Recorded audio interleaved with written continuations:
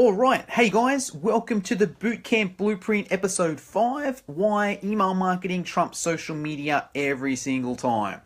Now, if you're watching this for the first time, it's a pretty simple system I've got. Basically, every week I put together some sort of a video that's going to help you build your bootcamp. I do it live in our Facebook community group, Monday morning, 7:30 a.m. New South Wales time, and then I repurpose it on our Facebook page and also on YouTube. Now, what I ask everyone to do is just, when you're watching this, hit like. Because what I want is this video to reach as many people as possible, and the more people that like this video, the more people it's going to reach, okay? So if you're watching this live, just jump on now and hit like so it can reach more people. Even if you're watching it later, still just jump on and hit like so it can reach more people as well. If you're watching it live, also just comment below just so I know who's watching it and say hello. And same thing, even if you're watching it later as well, just comment below so I can, say hello to you later. Now, these things, I make them as interactive as possible. Okay, so if you got any questions throughout this whole live video, just comment below. Same thing, if you're watching it later, just comment below as well and I'll get to it when I recheck it. All right, so I'll give it a couple seconds, then get into it. Naomi, you got your first bootcamp today. That's super excited. Let me know how you go. I'm going to take a video for you tomorrow as well with something specific to more to your situation. All right, let's get into it. So, email and social media. Now, social media is awesome for getting your name out there. Everyone knows that, right? Today's society, social media is probably the best way to get your name out there, but it's hard to sell on it. Okay, I'm going to run through some reasons in a sec, but just sort of know that especially if you're selling more than about $100, something that's more than about $100, it's super hard to sell on social media to people that don't know you. Maybe your friends and that, yeah, it's okay, but anyone else, it's super hard to sell directly off social media. Just the nature of it, people are there to have fun and look around and get to know you, not necessarily buy a high-ticket offer right then and there. All right. Now, a couple of the specific reasons why email works better than it.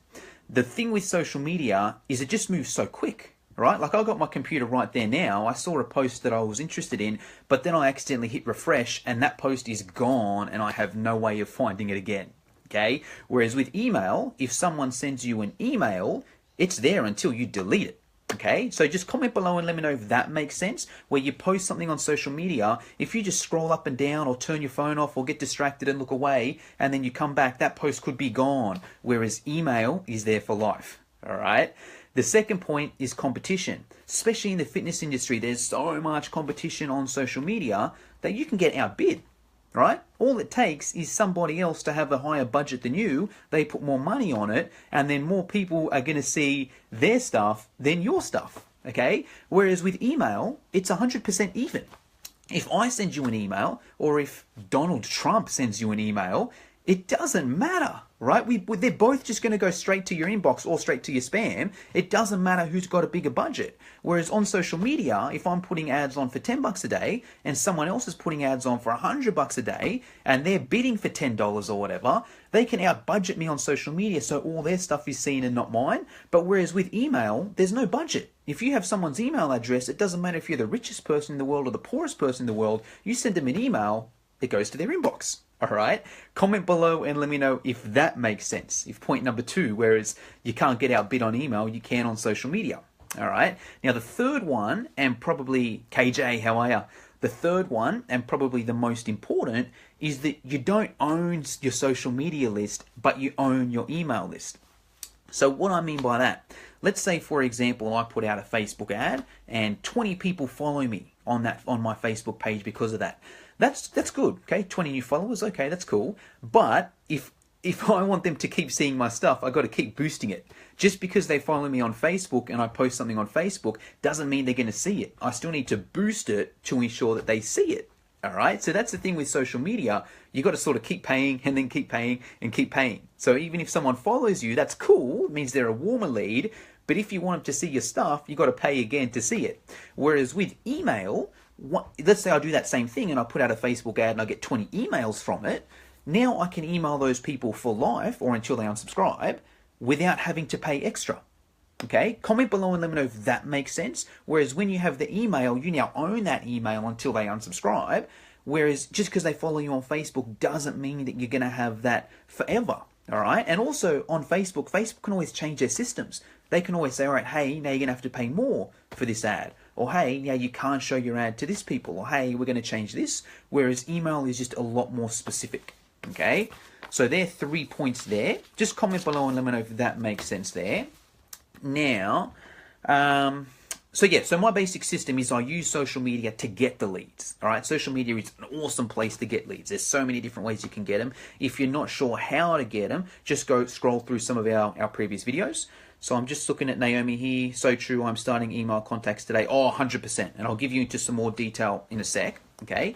But yeah, so I use social media to get leads. So to get emails and to get phone numbers. And then I use email marketing to nurture and to sell to those leads. Okay. Because chances are, my basic system anyway, I'll put out a Facebook ad. I'll get a whole heap of, phone numbers and emails. I'll give the person a call. Chances are most people aren't going to register with you then and then the first time they're speaking to you. Okay, but if you can keep in regular contact and via email, giving them good content, sooner or later, they're going to buy.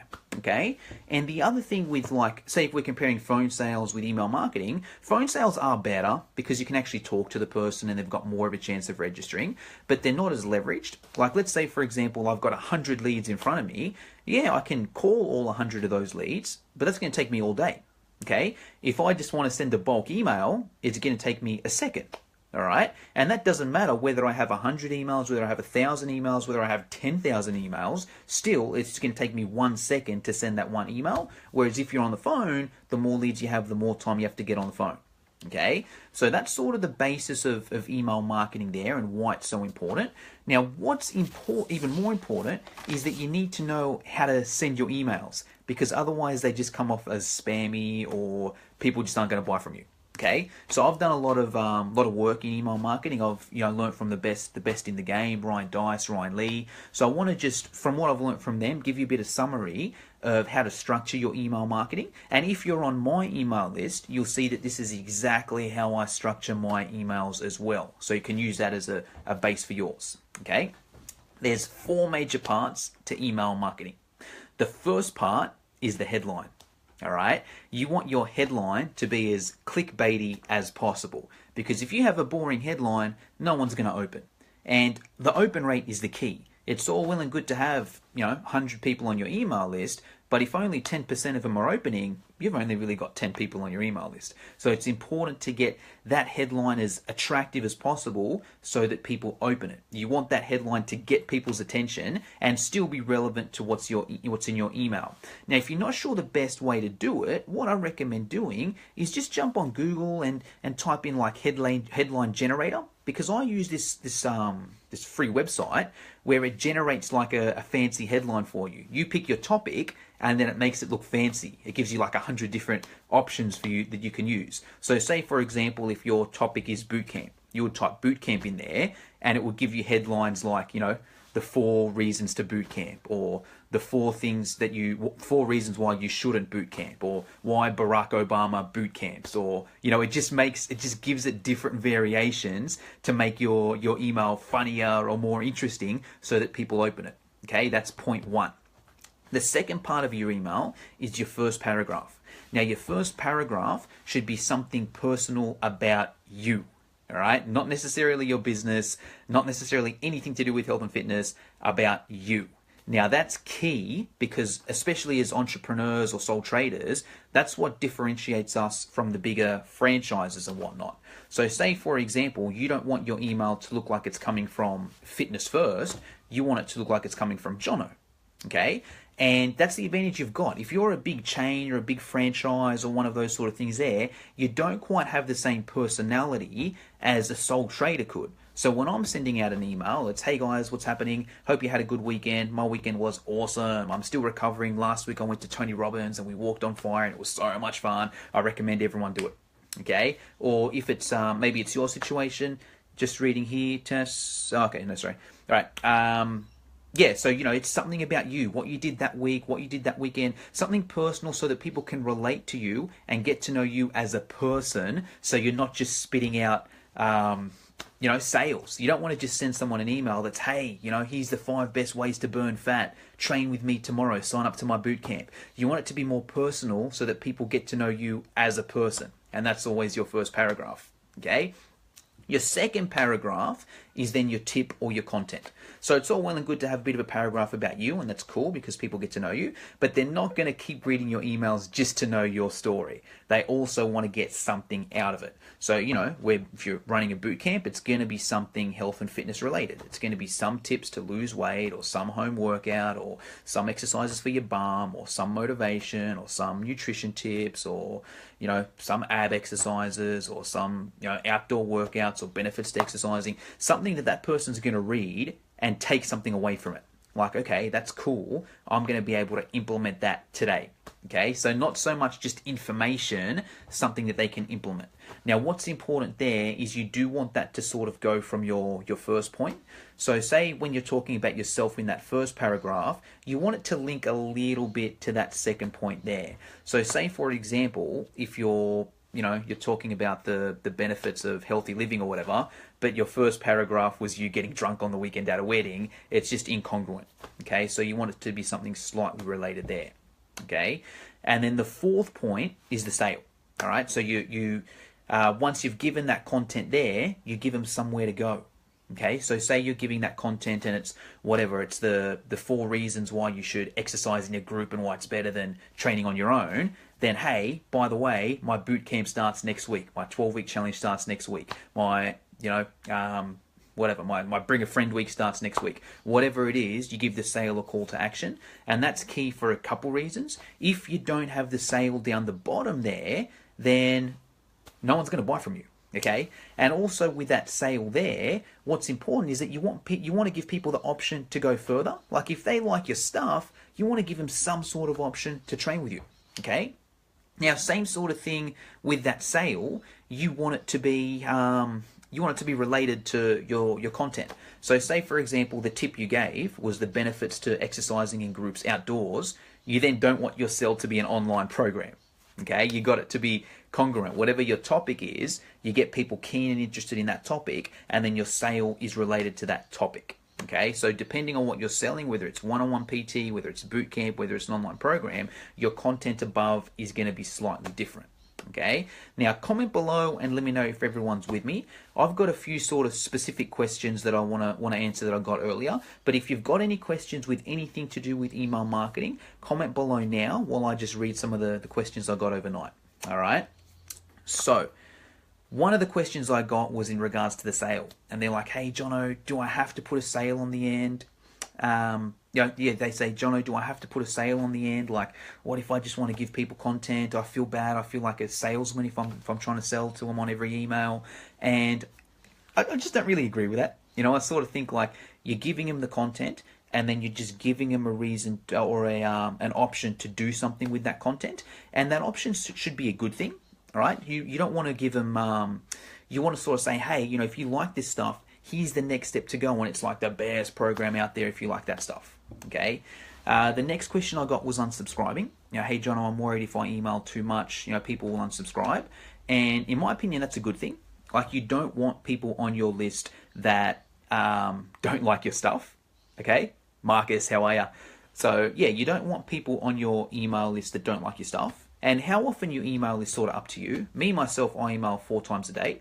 I believe it's more about the consistency than anything. Pick how frequent you want to email, whether it's every day, whether it's every week, whether it's every fortnight, whatever. But, keep it at a consistency. So if you're on my email list, you'll get an email every Monday, Tuesday, Wednesday, Thursday at 9:30 a.m. I believe the more frequent, the better. Because say if I'm sending out 4 emails a week and someone else is sending out 1 email a month, it's going to take you 4 months to get to know them, as it would for you to get to know me in a week. Okay, comment below and let me know if that makes sense with the frequency side of things. Obviously, the more frequent your email, the closer people are going to get to you. With one thing, it's important that that's good content. You don't just want to spam them with bad content. As long as what you're posting is good content, the more regular, the better, right? But anyway, let's get back onto the whole unsubscribe side of things. And yeah, don't sweat if people unsubscribe because that's a good thing. The people you want on your list are the people that want to hear from you, the people that enjoy your stuff, okay? And you want to almost clean out that list. So, like when you send out your email, what I do anyway is if I get unsubscribes, good, I'm happy with it. I want the people that open to be happy with it. And even the people that don't open, I clean out my list, okay? So there's an option with the CRM that I use where anyone that doesn't open an email in 3 months, I unsubscribe them. Okay, because I don't want those people on my list. I don't want to annoy people. The people I want on my list are the people that are interested in me. All right. So anyways, that's today's video. If you liked it, just hit like so I know that you liked it. And also the more people that like it, the more we can share it. Any questions, comment below. I'm just reading Carissa's here. Okay. That's where I struggle coming up with good content several times a week. Okay, actually that's an awesome question. So, and just Kayla as well. Hey Jono, is there an easier way to have a bulk email list to send email to the same list without having to individualize, search each one? Do I use a program which one? Okay, cool, awesome. So they're two awesome questions and I want to get to both of them. So Carissa's question with content, that's an awesome question. Now, my opinion on that is this forces me to come up with content and be a better person. Okay, so basically I do a course like every couple of weeks, or sorry, every couple of months in something, and I also read for an hour every day, so I read about a book a week, and I like that because that forces me to come up with content in my email. So say for example, if I'm sending out emails for next week, I already know what I'm going to promote next week, and I want to find specific content that's related to that. So all of this week, I'm going to go out and study. I'm going to listen to experts, I'm going to listen to podcasts, I'm going to implement things myself, I'm going to read books, That's what I recommend there, Carissa. So do whatever you can. That'll sort of force you to get more content out there. Okay, this week I'm going to go on this topic here, I'm going to go and research the hell out of it. All right, so that's my advice to anyone watching. I find that coming up with regular content forces you to do more study yourself, which will make you a better trainer. And because that's what I believe life is in general. I believe that to be good at what you do, okay, or in other words, to charge more or to make more money. Cool. I'll get to, so yeah, Marcus has just said here, I listen to audiobooks, help me come up with content. 100% Marcus.